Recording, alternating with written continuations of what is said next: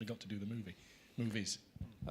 Yeah, I mean, back when we were originally thinking about The Hobbit, Martin was the first person that came into mind and was the only person that we ever wanted for the role.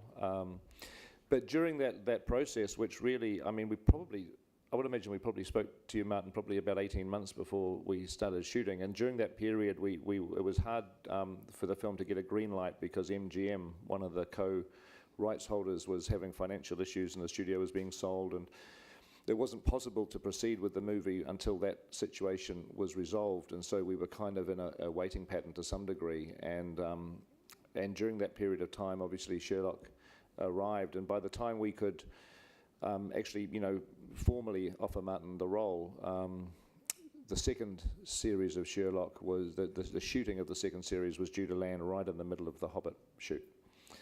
And we were shooting for about a year and a half. And so what we did, because I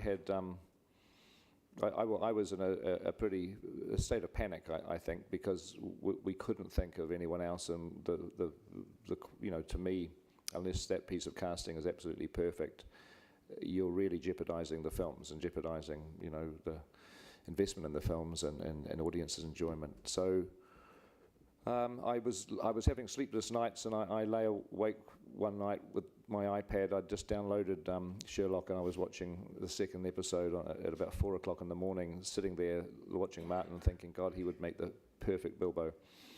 What the hell is going on? How did we end up where we are? And this is a disaster. And then I got up in the morning and made some phone calls, and basically the idea that I had, which is pretty audacious really in the way that the film industry works, is to shoot as much as we could at The Hobbit, start shooting, and then to stop filming and let Martin go back to the UK to do the second Sherlock shoot, and then continue on again.